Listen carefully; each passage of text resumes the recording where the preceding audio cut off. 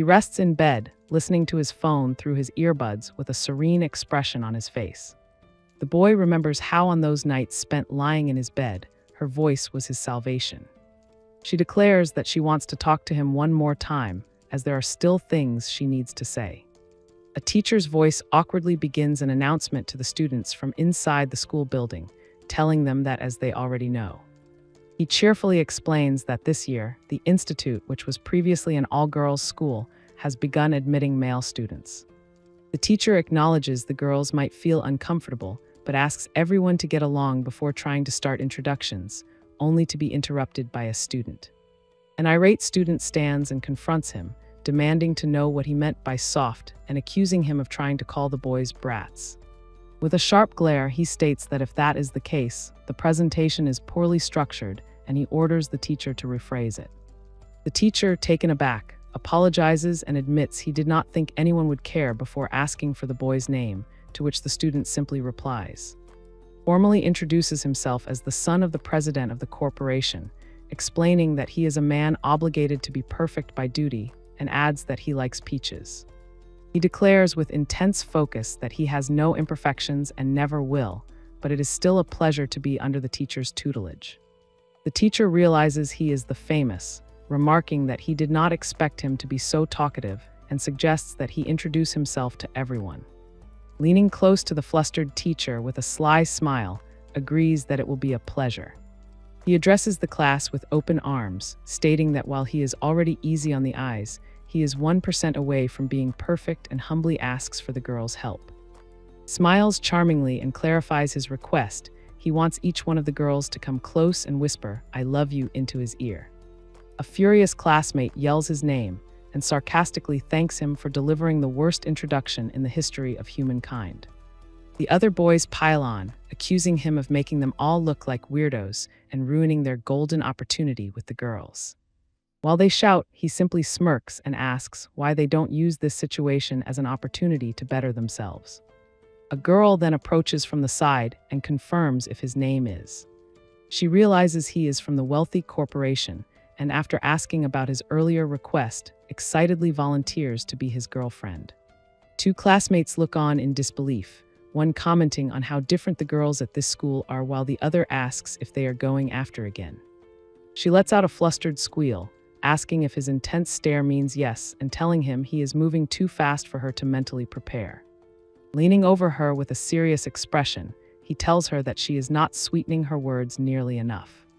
She looks bewildered and asks what he means by sweetening, while apologizes and abruptly announces his need to use the restroom. He explains with a smug look that his digestive system is as perfect as he is, so he must go to the bathroom at the same time every day and asks if she is okay with that. A female classmate turns to another student, asking what is wrong with and if he is always like that. The boy she asked explains that he has known him since their second year and confirms that he is always like that with girls. He continues his explanation, revealing that according to, he is currently searching for someone. The boy admits that it seems even himself does not know who he is looking for, which makes the girl question how that is possible. He clarifies that is not looking for the person's face, but rather for their voice. A loud, insistent buzzing sound causes him to jump in sheer panic. Glances at his phone, visibly annoyed to see it is just a message from his mother about her new haircut. He wonders aloud if it was really from his mom, internally regretting that he had set that specific ringtone for all his messages. The sound transports him back to when he was 12 years old, where a younger sits with an equally irritated expression. He remembers how finally, during his second year of middle school, things began to change.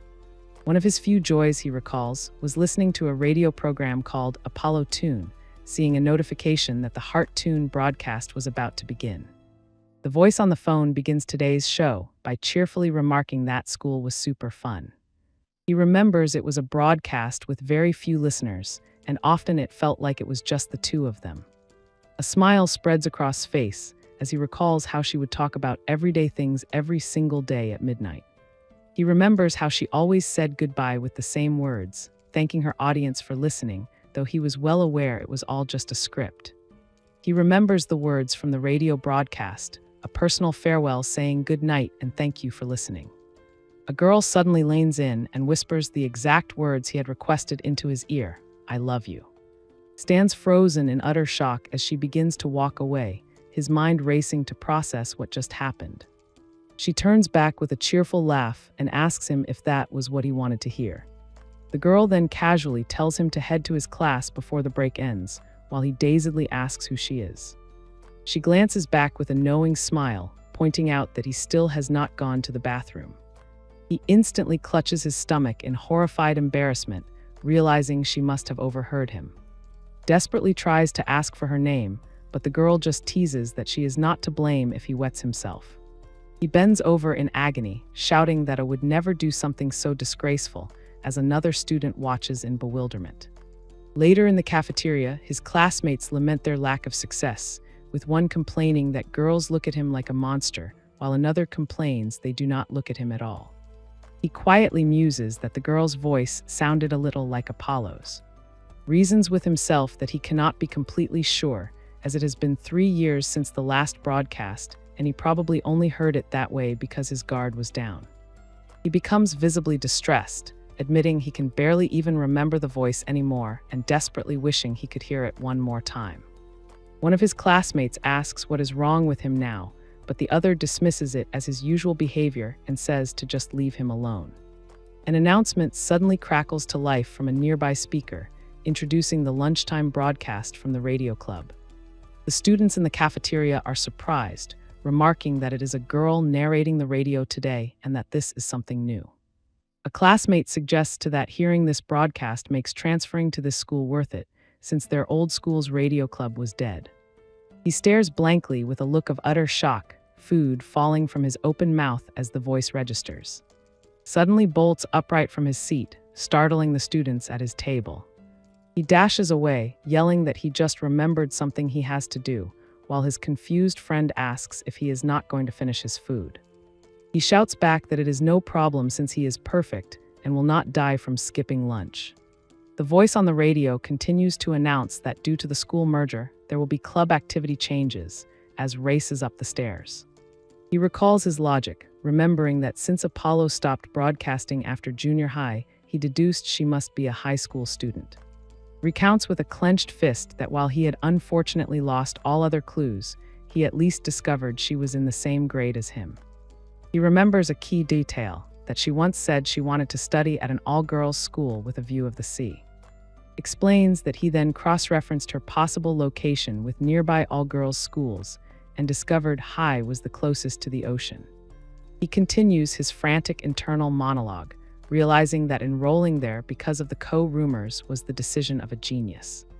Arrives at the broadcast room, thinking that he wants to talk to her one more time because there are things he needs to say. He reaches for the door, determined to find the 1% he is missing and convinced that only she can help him achieve it.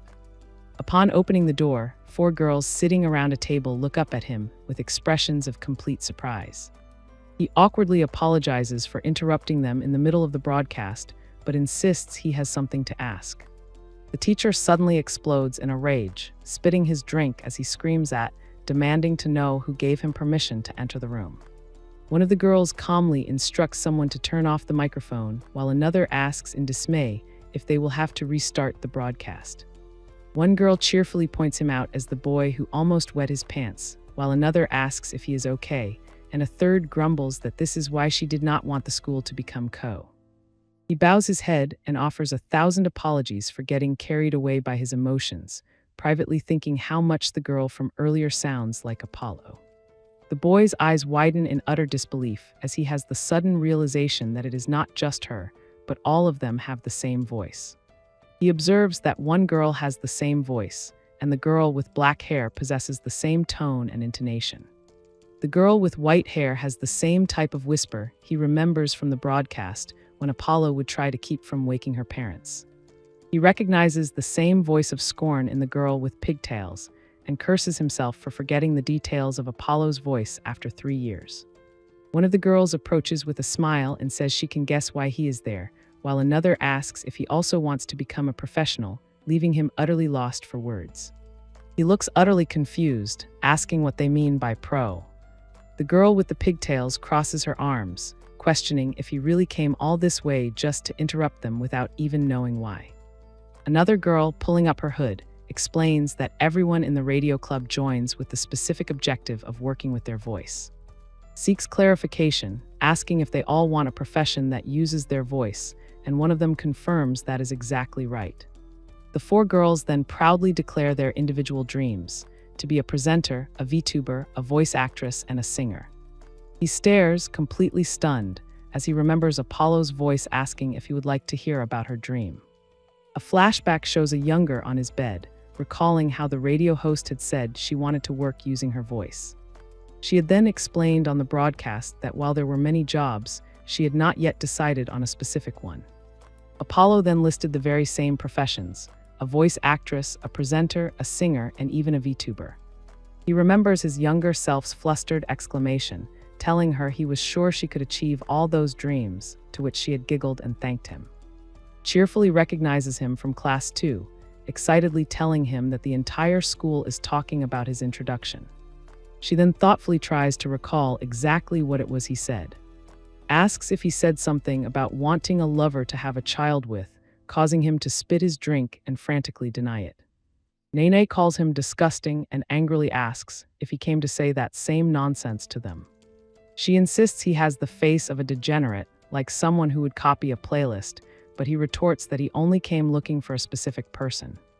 A girl holding a tablet with her VTuber avatar on it asks if she is the someone he is looking for. Explains with a shy smile that her stereotype is the timid character, and it has been a while since she has spoken to a boy. He apologizes to her, explaining that he does not think she is the one. Then lines in close, confidently stating that it is her he came to see. Stares at her with an intense look of recognition and confirms that she is exactly the person he was looking for. He swears on his name that he has no ill intentions and simply wanted to hear her voice again. Looks completely taken aback by his sudden and intense declaration. Explains that after all the unexpected events of the day, he has decided it is best to be loud and clear with them. He then directly asks whichever of the four was behind the voice of Apollo to please raise their hand. The girls react with utter confusion, asking who he is talking about and questioning if he has a screw loose. He finds this impossible, certain it must be one of them, but realizing they are playing dumb even though he recognizes her voice. This leads to the startling conclusion that Apollo must be intentionally hiding her identity. He begins to wonder if that is the reason she stopped her broadcast, cursing himself for being so direct with his questioning. One of the girls sternly tells him to leave so they can resume their broadcast, and he meekly apologizes as he exits. Peeking back through the doorway, consoles himself with the fact that he at least knows where to find them and will have more opportunities to investigate. As he stands in the doorway, he is confronted by a large, menacing crowd of female students glaring at him from the hallway. The girls immediately accost him, shouting that they knew a boy was inside and demanding to know what he is doing in the radio club. He quickly slams the door shut as one of the enraged fans outside threatens to quarter him and burn the remains. Nene remarks that a newbie like him probably would not know when he asks what the crowd outside is all about. She reveals with a confident smile that they are actually very popular among the girls and even have their own fan club. He panics, realizing this was a huge miscalculation and that today might be his first and last chance to see them. Nene then begins to push him towards the exit, telling him that they need to get back to work. He desperately thinks that if he leaves now, he will never find them again and will fail in his search for the voice he is looking for. Remembering the shared ambition of wanting to work with his voice, suddenly shouts for them to wait for him. He then boldly declares that he knows more about working with a voice than anyone because he is a professional, and he wants to apply to join their club. She suspiciously asks if he is just lying to get into their paradise, but fiercely insists that he is telling the truth. He remembers telling Apollo on the broadcast that she could achieve her dreams, firm in his belief that he knows more about voice work than anyone. Declares that to prove his sincerity, he will point out the radio club's single biggest flaw. The boy explains that their flaw is the poor equipment, stating that he could barely stand the interference and that a professional would never settle for it. Agrees that he has a point and adds that it is to be expected since the school is so old. He then makes a formal proposition, promising to donate a full set of brand new equipment if they allow him to join the club. The girls listen as he casually reassures them not to worry about the money, as he made $1 million in stocks just last month. Is immediately sold on the idea, though Nene urges her to wait and think about it more. Concedes that he is right about the equipment and that help with heavy lifting would be nice, before turning to ask for his opinion. She looks over her shoulder at him with a small smile and says she agrees, adding that she also likes his voice. He smiles and thanks the girls, promising to do his best as the new club president, only for to shout that is actually the president. Expresses her unease about simply accepting his money, while suggests they should give him a reward but wonders what he could possibly want. Chimes in with a knowing look, stating that she knows exactly what wants and that it is very easy to grant. He looks on in confusion as the girls react to the whispered plan, with vehemently refusing while the others seem more open to the idea. She then tells to turn around, and he complies with some hesitation, hoping they are not planning a tasteless prank. The 4 girls then surround him, all whispering "I love you," at once, leaving him completely stunned and speechless. He jumps back in shock, asking what that was all about, while teases that it was what he wanted to hear. The girls watch in amusement as he makes a flustered excuse about not having eaten lunch yet and flees from the room. He stops outside the door, raising a hand with a determined, yet overwhelmed expression after his chaotic first encounter with the club. The boy reflects on how he had almost given up, never truly expecting that he would find Apollo again. He thinks back on finding her again, remembering there was something important he wanted to say, recalling the nights her broadcast made him feel like it was just the 2 of them. She had ended her show with a loving message to all her listeners, telling them how much she loved them. He remembers whispering his thanks to Apollo, wanting to tell her that he felt the same way. A gentle smile had appeared on his face as he confessed back to the radio that he loved her too and wished her a good night. In the present, is overcome with embarrassment at the memory, desperately wishing he could ask her to forget everything he said that night. He collapses to the floor in agony, unable to believe that someone as perfect as him had confessed to a girl he had never even met. A man with such a weakness cannot be perfect, he resolves, steeling himself with the knowledge that he must fix this error to be a worthy heir. He panics at the thought that if she has his confession recorded, he must make her delete it at all costs before it can be used to blackmail his family. Back in the club room, tells the others to forget about the weirdo and prepare for the broadcast, noting that he left as quickly as he arrived. She then turns to the others with a concerned expression, asking if they are sure it was a good idea to let him join since he had the look of a stalker. Smiles warmly, disagreeing with the others by saying that he seems quite honest to her. Points out that it will not be bad to have a rich boy on their side, especially since she needs a new PC. Cheerfully rallies the group, announcing that it is time to begin. The 4 girls stand together, a united front as they prepare for their broadcast. One of them internally reflects that for a moment, she thought she was going to have a heart attack. She thinks about hearing the voice she never believed she would hear again, admitting she never imagined would find her. Apollo recalls how she once said that while she could not reveal her identity, she truly enjoyed the year she spent with him. She remembers how on those nights spent lying in her bed, his voice was her salvation. The truth was that even with so few listeners, talking to him was the only thing that mattered, and it made her immensely happy. Back in the classroom, a friend greets and apologizes for taking so long, letting him know that the break is already over. He reaches for his phone with a confident smirk, stating that a perfect man like himself can also be perfectly fast. The boy is suddenly jolted with a pained expression as his phone buzzes violently, displaying a message saying the sender wants to talk to him one more time. Picks it up with an annoyed sigh, wondering if it is his mother again and grumbling that he has already answered her. His eyes suddenly widen in shock as it begins, suggesting that perhaps he did not know something. The phone screen reveals a final message from the Apollo broadcast, clarifying that her "I love you" was always meant for him and only him. Back in the radio club room, cheerfully suggests they have a small party to celebrate his official entry into their club. Proudly presents her work, announcing that she did all the decorating and invites the others to praise her as much as they want. While enjoying a snack, comments on how delicious it is, and apologetically informs everyone that she plans to eat the entire bag. Nene smirks at him, calling him their VIP for the day, and asking if he has anything to say about being the first boy to join the club. He stands silently in a ridiculous costume with wings and a fake mustache, as a voice enthusiastically asks him to tell everyone how he is feeling. He asks if he can say something, wondering if his earlier reaction had annoyed them. Still wearing the ridiculous costume, tearfully declares that their warm welcome truly touches his heart. He recalls the intimate moment he shared with the broadcast, whispering back to the faceless voice that he loved her too and wishing her good night. The boy internally recounts his long search for the radio host named Apollo, revealing that he confessed his love during one of her shows and joined the club to ensure his secret would never be revealed. He feels a surge of determination, knowing he has finally found the person who marked his history and now just needs time to figure out which one she is. His new life as a club member begins with him being unceremoniously called an assistant and ordered to clean the room.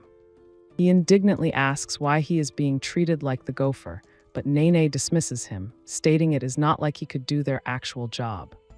The boy furiously argues that she cannot know that since he has not even tried, so she challenges him to prove his potential by handing him a script. Then cheerfully tells him to read it, adding that his voice is pure garbage and that he is out since their voices are the main attraction. As he fumes over the insult, calmly apologizes and explains that their advisor is against a boy joining, but has allowed him to do these menial tasks for now in exchange for the new equipment. Teases him about not liking to clean and asks if he really wants to join their broadcast that badly, while he silently processes his new nickname, Crybaby. He steels himself, thinking that he does not care about participating in the broadcasts and that he must not lose sight of his true objective here. Reaffirms his mission to find Apollo, the girl with the voice from 3 years ago who he knows is a member of this radio club. He recalls how just last weekend, after 3 long years of silence, Apollo suddenly started a stream out of nowhere. The boy remembers how the broadcast began with an announcement for their specific school, followed by the familiar title card. He ponders the meaning behind her actions, knowing that the message was from Apollo and that she explicitly said she was in the radio club, yet still will not reveal her identity. A horrifying thought crosses his mind as he imagines the 4 girls laughing at him, wondering if she is just toying with him and wants to watch him squirm. Is driven by a desperate need to find her quickly and get the audio file of his confession back, believing he cannot let his mistake tarnish the name and its motto of perfection. He strikes a determined pose, ready to give his all to any menial task they throw at him. Upon entering the club room and finding it empty, he is greeted by who laughingly explains that the girls are free to do as they please and the end-of-class announcement is about to start. Asks if he wants to observe her while she makes today's announcement, and he eagerly accepts, thinking this is the perfect chance to watch her closely. He learns that this is an aspiring announcer who is also the vice president of the student council and considered a model student. She is also known for being incredibly lively and popular with everyone, considered the very model of a pretty girl, even among the other idol-like members of the radio club. He reflects on how she is also a bit clumsy, a trait the boys in his class find endearing, and notes that her soul-piercing smile has won over many hearts. She then turns to him with a gentle smile and asks for his help in setting things up. He easily lifts a tall stack of boxes, earning an impressed "wow" from her, to which he confidently boasts that it is nothing. As he moves, he accidentally knocks a notebook off a desk, which falls open on the floor. He asks what it is, and she explains that it is the script she will be reading for today's announcement. She elaborates on her process, explaining that because she tends to mix up words, she carefully marks any potential trouble spots and makes notes on intonation. He is genuinely impressed by her dedication, thinking to himself that this level of hard work is what one would expect from the student council vice president. He looks on in confusion as she stands before him, vibrating with an unseen energy before suddenly becoming still. Then winks and encourages him to say something again but louder, prompting him to shout back and ask why. She admits with a thoughtful look that despite what Nene said, she actually quite likes his voice. Is taken aback, remembering Nene's harsh criticism and insisting that he does not have a pleasant voice at all. Her quiet and sincere words echo in his mind that in truth she quite likes his voice. He calls out too, telling her he has a question he needs to ask. She suddenly reaches across the console and gently presses a finger to his lips, cutting off his question before he can finish. While holding his hand, looks at him and softly tells him to be quiet for now. A quiet moment filled with cherry blossom petals passes outside the radio room. Her voice then comes over the school's broadcast system, announcing that she will be making the end of class announcement and that the music room is off-limits due to construction. Stands at the microphone, speaking with a serene expression as watches with his arms crossed. He internally recalls a phrase from a book about a lovely and calm voice, thinking it is the perfect description for the impression he got from his broadcast. The boy reflects on how memories from hearing are the most striking, but even though he heard Apollo's voice so much, he cannot deny that his own memories have become somewhat confused and uncertain. He thinks to himself that there is, however, one thing he can say with absolute certainty. She becomes flustered during the announcement, stumbling over her words about the baseball team before hastily wishing everyone a good day, and he notes to himself that she trips over her sentences way too much. He points out that she got the names of all the sports she marked in her script wrong, prompting her to shush him in a panic and warn him that the microphone is still on. Outside classroom 2C, other students have clearly been listening in. A classmate confronts, asking how he can be so stupid and declaring that her clumsiness is precisely what makes San so incredible. He looks on, bewildered, as other boys agree, with one passionately explaining that the contrast between her model student image and her getting flustered is what makes her so wonderful. She cheerfully scolds another student for running in the hallway, completely oblivious to the boys fawning over her cuteness and the girls behind them grumbling in annoyance. A classmate puts an arm around him, asking if he is not interested in, but he replies with a bored expression that he has simply joined the radio club. His classmates are shocked to hear the news, exclaiming that they thought it was impossible for a boy to join the radio club and demanding to know how he managed it. Internally quotes Muhammad Ali about the word impossible, Riley noting that the boxer probably never imagined his words would be used in such a situation. He then tells his friends he is heading to the bathroom and will take a walk around the school, prompting one to remark that he is impressed he does not get tired of doing that every day. The boy decides to put his observation of on hold for now, as her broadcast was more shocking than he had imagined, and focus on observing the other members in person. He knows the girls are usually surrounded by their fans, who he compares to frightening Spartan soldiers, but realizes that as a club member, he can now approach them without being punished. As he walks down the hall, he overhears a group of girls excitedly asking Nene about a new volume of, and whether she will cosplay again soon. The narrative introduces her as Nene, an aspiring voice actress and an active. She is described as a lively girl, the center of attention in her class, known for her anime-like voice and her popular radio segment where she does voiceovers for manga and anime characters. One of the girls with her suddenly cries out in mock fear that the boy from before is staring at them, though he tries to deny it. Her fans immediately go on the defensive, calling him a pervert and threatening him, prompting him to shout back that he is a member of the radio club now. He smirks to himself, thinking that it seems this spoiled little princess really does not like him very much. One of the girls asks Nene to try imitating a scene from Lily, and she agrees to say a few lines. Holding the manga, she recites the lines with emotion, saying she has waited so long to finally hear his voice again. The girls are blown away by her performance, telling her she sounds just like the character and that she has gotten even better at it. Her fans then turn on the other students, telling them they do not deserve to hear her voice and demanding that they leave. Remembers that Apollo also loved this manga and had voice acted many scenes from it for him. He thinks back on Apollo's performance, noting that she was not quite as good as Nene and that she did not use the same cutesy cat-like voice. This leads him to consider the possibility that Nene could also be Apollo, as she continues to practice her lines in the background. One of her friends asks her how to read a certain kanji, and she explains that while it can be read as, it is also a Chinese ancestral combat technique. While her friend tries to quote a line about invoking the divine fury of the gods, Nene questions the odd phrasing. He interjects with a tired look to correct them, clarifying that the kanji in question is actually read meaning solar plexus. Sits on the stairs for his daily sunbathing, thinking that is pretty bad at voice acting and that he cannot properly observe her with her rowdy fans around. He dismisses her professional prospects as none of his business, realizing his priority is identifying Apollo and that his memories are confused because he only heard her voice over the phone. The boy understands this is due to hybrid decoding, a process where a voice is digitized to save resources, resulting in a sound that only resembles the original. This revelation leads him to conclude that he cannot rely solely on voice to identify Apollo and will have to pay close attention to their mannerisms as well. As he resolves to observe them up close, suddenly appears right in front of him and asks if he wants to observe her. He lets out a terrified scream and falls backward down the stairs in shock at her sudden and silent appearance.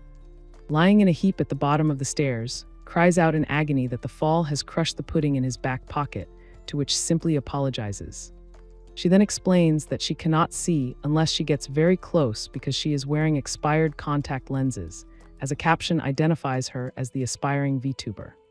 He recalls that she is a girl of few words but not emotionless, and that she is starting a new trend called assertive and shy girls, much to his confusion. She tells him that this spot is reserved for her stream as he approaches and asks what she is doing there. He questions why she does not just use the club room if it is only a school announcement, but she remains silent. Then holds up her tablet, revealing her VTuber avatar and explaining that she is doing her personal stream. He expresses his surprise that she can do all of that with just a tablet, to which she replies that he seems to know his stuff. Then asks if he can observe her, and she readily agrees. She begins her stream with a cheerful greeting, apologizing to her viewers for being late and introducing herself as. He is surprised that she can make her voice louder than it normally is, though he notes it still remains quite calm. Remembers Apollo's hushed voice, certain that it was a similarly serene, whisper-like tone. Her VTuber avatar then greets her viewers by name, with a fan in the chat donating 100 yen and telling her she is as cute as ever. She politely thanks a viewer named Rice with Rosan for the donation as her VTuber avatar continues to greet the active chat. He watches in utter confusion as she beams and repeatedly thanks her viewers, observing that while her avatar's expression remains completely static, the comments just keep pouring in. The boy continues to listen to her stream of thanks, wondering with a bead of sweat if people actually enjoy watching this and consider it to be good content. She abruptly ends the stream with a quick bye, leaving him to shout in complete surprise already. Furiously demands to know what that was all about since all she did was say hi to her viewers, but she explains their break is only 10 minutes long. He presses her, asking if she is really satisfied with that performance and questioning if she does not think she needs to improve her speaking, causing her to flinch slightly. She looks up at him and calmly states that as long as her viewers are happy, then that is more than enough for her. Stares down at her, his expression completely and utterly unimpressed. He turns his back to her and coldly announces that he will be taking his leave. Left alone on the stairs, she watches him go with a worried and confused expression, wondering to herself if his sudden departure was because she did something wrong. His footsteps echo as he walks away, a determined glint in his eyes. He fumes to himself about how the girls do not seem to take their club seriously at all, just wandering around instead of practicing, and he has not even seen the singer yet. Stops and wonders why he is getting so indignant about this when his only goal is to identify Apollo. He remembers Apollo's voice telling him that she wanted to get a job related to her voice. A flashback shows him sitting on his bed, contemplating the various voice-related professions like announcer, voice actress, and singer, and thinking VTubing would only grow in the future. He had resolved then and there to learn everything he could about voice work so that he could help her no matter which path she chose. She then made a promise with him, vowing to become a professional even if it killed her. Apollo's voice echoes in his memory, suggesting that they enter the professional world together. Back in the present, he feels a wave of disappointment wash over him, wondering if Apollo is really one of these girls who does not take their dreams seriously. He clenches his fist in frustration, questioning if he was the only one who was serious about their promise and wondering if their shared dream meant so little to her. His classmates call out to him, suggesting they turn in their homework, but he runs off, shouting that he has an emergency to deal with. One of his friends apologizes, saying he knows will be upset, but he shouts back that he is not upset at all. His cheerful voice begins the broadcast, announcing that it is Thursday, which means it is time for the radio club to read messages from their viewers. She reads a question from a viewer asking if any of them have boyfriends, to which she quickly replies no and moves on to the next question about who is the tallest. Answers that it is probably Nene at 160, while quietly moves on to the next question. She notices lack of enthusiasm and tells her she is being very careless and does not look good. Admits with a sigh that she just cannot seem to get motivated for the broadcast. She then quietly wonders how is feeling about them in this case. Cheerfully answers a question about the members' relationships, stating that they often go to the movies together and recently visited an aquarium. She moves on to the next question from a listener with a common name, but is suddenly interrupted by Nene shouting that she does not even need a common name. He bursts into the room, introduces himself as, and confronts the girls, asking if they are truly happy with the way things are now. The girls are left completely stunned by his sudden and intense intrusion into their broadcast. The students listening elsewhere are completely confused by the sudden interruption, wondering if it is a technical problem or if someone has broken into the room. Nene furiously tells him to get out, while frantically points out that they are in the middle of a live broadcast. He admits internally that his first instinct was to ignore the current state of their club, since their dreams held no relevance to him personally. The blood of the runs in his veins, however, and for that reason he cannot accept anything less than perfection. As watches in utter disbelief, he calmly uses a throat spray to prepare himself to speak. Then hijacks the broadcast, addressing all the listening students and asking them if they do not find the current state of the radio club to be horrible. He continues his speech, declaring that the girls are coasting on their idol status without any real effort, a path that will ensure their dreams never come true, but he tells the listeners not to worry. He resolves that even if he does not know which of them is Apollo, he will make her remember their oath by ensuring that every single one of their dreams comes true. With a determined expression, states that since he is now a member of this club, he promises to make it as perfect as he is. He promises the stunned girls that he will guide every member of the radio club back onto the path of becoming true professionals. The boy specifies their goals, vowing to make one the prestigious singer, another the station's announcer, the greatest voice actress of all, and the most watched VTuber in history. He passionately declares that he has come to fulfill their promise and now demands that they give him an answer. His message formally concludes over the school's broadcast system, signing off with his name and thanking everyone for listening. Across the school, the listening students react with utter shock and confusion, questioning what that idiot is talking about and declaring that he has gone crazy again. Facing a furious Nene, he stammers an apology for interrupting their broadcast. She promptly kicks him clean out of the room, screaming at him to get out and telling him that he is fired. Furiously wonders what his problem is, while worries they will get an earful from their teacher for the incident. Their teacher then bursts into the room demanding to know what that broadcast was, and the flustered girls immediately try to blame it all on the assistant. The four girls stand in a line, looking down with a mixture of exhaustion and annoyance as their teacher presumably continues to scold them. They find themselves running along the seaside in their tracksuits. Shouts encouragement from the front of the pack, declaring that a healthy voice starts with a healthy body and that their morning run will help them reach even higher timbres. Nene complains that 6 a.m. is way too early, while cheerfully notes that the morning sea breeze feels nice.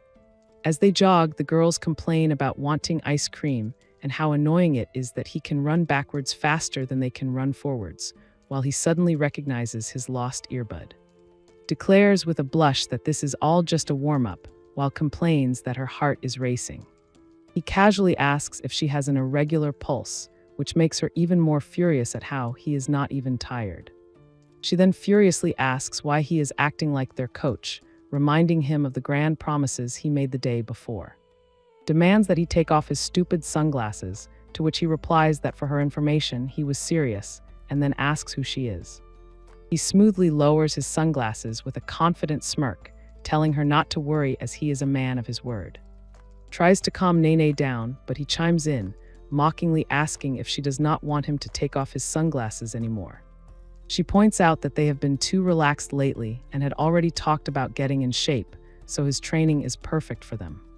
Approaches him on the beach and asks why he is so serious about this, questioning if he is really such a perfectionist. She looks at him with a serious expression and asks if they can truly trust him.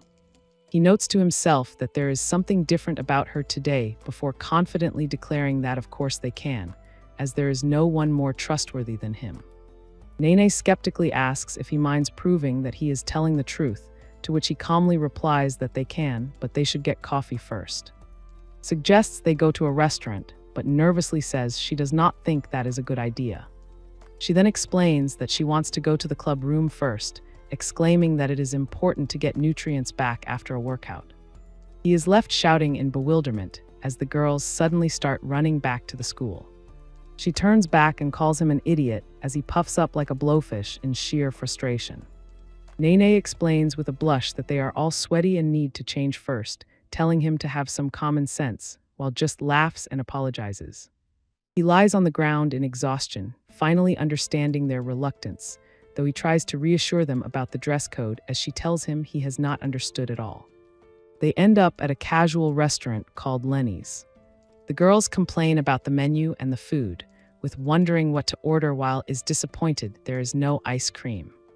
He suddenly appears and asks for their attention, apologizing for interrupting their party and asking for a few minutes of their time. Addresses directly, quoting her earlier outburst about him acting like their coach and asking her to look at something. He then slams a massive stack of papers down on the table, prompting a surprise to ask what it is. The boy explains that the documents detail all of their mistakes, along with personalized training programs to fix them, and that a single glance at them should prove the depth of his knowledge. She is amazed, commenting on how detailed he is and how much he has researched them. Nene furiously asks why she has double the amount of papers, and he calmly replies that it is because she needs to improve her kanji first. She reads her document, noting that he has also set some more basic goals for them to achieve before going pro, and her specific goal is to audition for an agency. Looks up from her papers and asks if her goal is the Announcer 101 course. Nene explodes in rage, shouting that her goal is to pass the level 2 test and questioning what the hell that is. Then turns to the silent girl, asking what her goal is. She looks up with a serious expression and states that she needs to sell 50 copies of her song with a street performance. He looks at the girls with a confident smile, asking what the problem is and stating that this is the perfect way to build confidence and experience. Then looks at him and asks if he plays any instruments. He bluntly replies no, then adds that he sometimes whistles after leaving the bank, which he admits is a bit of a stretch. She then asks him if he knows how much courage it takes to perform in front of an audience while playing an instrument and singing. Admits he has no idea, but points out that if she wants to become a professional, she will have to overcome that fear.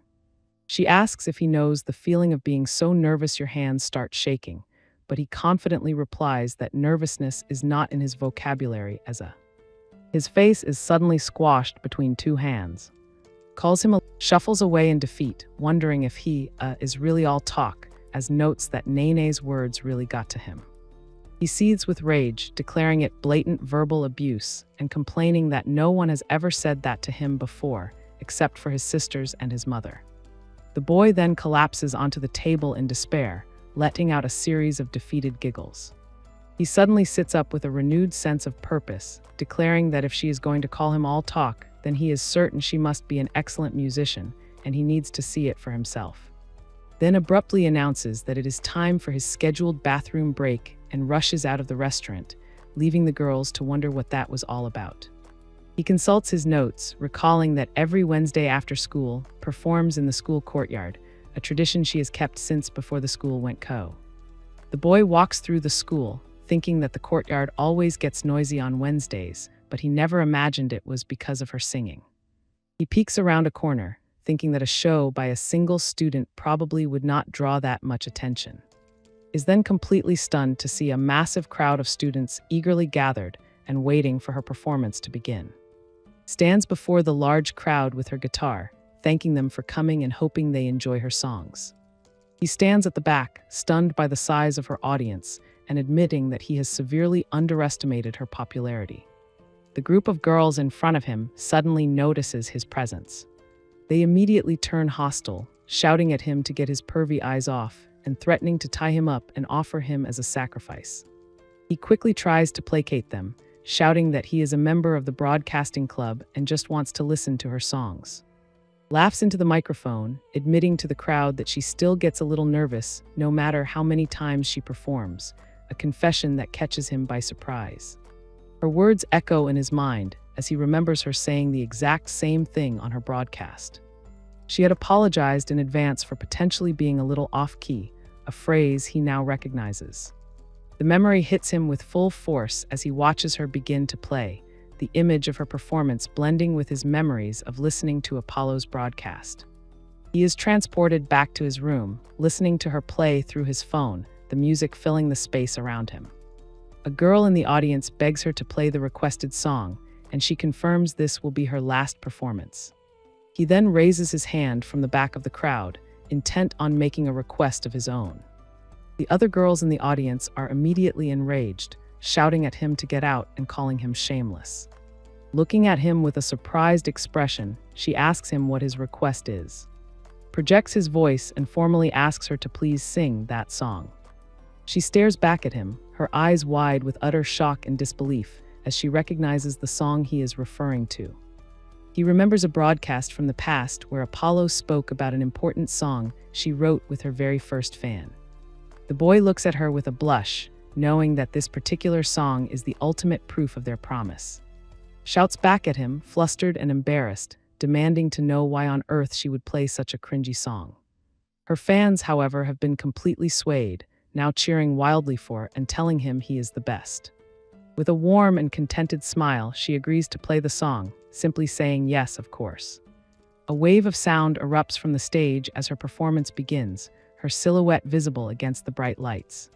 After her show, she waves goodbye to a group of grateful fans who thank her for her performance. He is then confronted by her, and she greets him with the sarcastic nickname Mr. All Talk, prompting him to demand that she stop. Looks at him with a teasing smile, pointing out he has been coming to her shows a lot and playfully asks if he has a crush. He becomes flustered, enthusiastically agreeing that her songs are fantastic and upbeat before offering a profuse apology for underestimating her abilities. Then states with certainty that his required street performance will surely be a success as well. He is caught off guard as she questions his motives, asking if he only came to her shows to flatter her in the hopes that she would finally warm up to him. Is told that he can flatter her all he wants, but he should not think that she will do what he asks. She then turns and walks away, calling out a simple "later" over her shoulder, leaving him standing alone. The students gossip amongst themselves, commenting on how that boy is always at shows and speculating that he must have a crush on her. Her fans greet her warmly, asking if she is going to perform again today, and she thanks them for their support. She notes to herself that did not come to her show last week and that he has been absent from his own club as well. Walks alone, regretting what she said to him and admitting that she took her frustrations out on him even though it had nothing to do with him. She resolves to apologize to him the next time she sees him. As she arrives at the courtyard, she apologizes to the waiting crowd for being late, surprised to see so many people already there. Her own fans heckle the performer, telling him he sings terribly, while he nervously thanks them for coming to his first solo show. He greets her with a casual "long time no see," apologizing for stealing her show, which prompts her to ask what he is doing. Grins at her, declaring that he is putting on a show, of course, and asks if she remembers calling him all talk and no action. He then reveals that he has been secretly learning to play the guitar and sing, all so that he could surprise her, leaving her utterly speechless. She looks at his bandaged fingers, asking in disbelief if he really learned to play the guitar just to surprise her, before calling him absurd. Then turns to the crowd and apologizes for not telling them, but announces that she will be performing together with him today.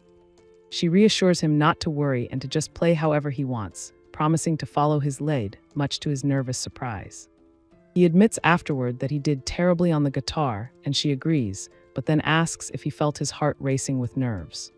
denies being nervous, puffing out his chest and declaring that he has the courage to face anything after going through all the layers of hell. She sighs at his usual bravado, wondering if he is lying or if there is any truth to what he says. Then suddenly leans her head against his chest, causing him to cry out in surprise and ask what she is doing. She looks up at him with a knowing, intense smile and calls him a shameless liar. He looks away, flustered, as she asks if his heart is beating so fast because he was nervous, calling it a low blow.